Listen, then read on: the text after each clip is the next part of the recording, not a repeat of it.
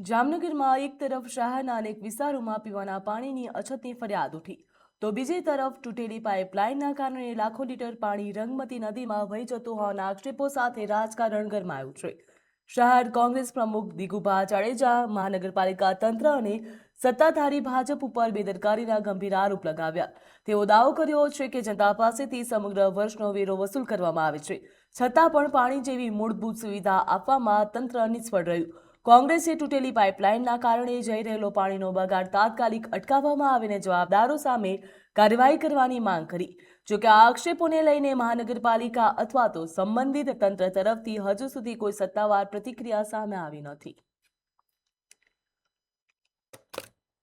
જામનગર મહાનગરપાલિકામાં હમણાં જ તાજેતરમાં જામનગરની જનતાએ ખોબલે ખોબલે મત આપી અને 64 માંથી 60 ઉમેદવારની જીત થઈ. ત્યારે ચૂંટણી પહેલાનું બોલવાનું, વચનો કંઈક દેવાના, જીતવા માટે જનતાને આમ તેમ ગુમરાહ કરીને મત લેવાની કામગીરી ભારતીય જનતા પાર્ટી કરી રહી છે. ત્યારે નવા ચૂંટાયેલા પદાધિકારીઓ જે બેસી ગયા છે સીટો ઉપર, જનતા એને મત તો આપ્યા છે, પણ જામનગરની જનતાની સમસ્યા કેમ હલ કરવી એ પણ એને ખ્યાલ નથી. આપ જોવો છો, જામનગરની જનતાનો મુખ્ય મુદ્દો હંમેશા પાણીનો હોય છે.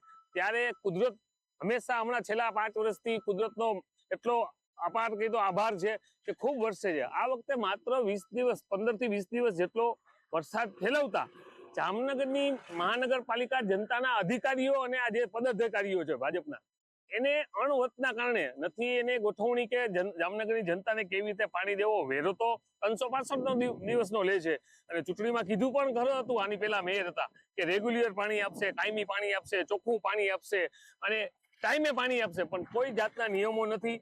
એકાત્રા પાણી મળે છે જામનગરની જનતાને, વેરો 365 દિવસનો લે છે. અને આજે તમે જોવો છો, વહેલી સવારથી રંગમતી નદીનું જે કામ ચાલુ છે, સફાઈ અભિયાન અત્યારે રહીને જાગ્યા છે, પણ પાછળ એક મોટી પાઇપલાઇન જાય છે પાણીની, જે જામનગરની જનતાનું પીવાનું પાણી છે. એ પાણી લાખો ટનમાં સવારથી 8 વાગ્યાનું વેડફાય છે. ત્યારે અહીંથી હું નીકળતા જ મેં અહીંયા અધિકારીઓને જાણ કરી અને હવે જેમ કહેવાય છે ને કે તબેલામાંથી ઘોડા છૂટી જાય પછી તાળા મારવા નીકળે, એ જામનગર મહાનગરપાલિકાની આદત છે. લાખો ટન પાણી વેડફાય છે, પણ જામનગરની જનતાના મોઢા સુધી આ પાણી નથી પહોંચતું.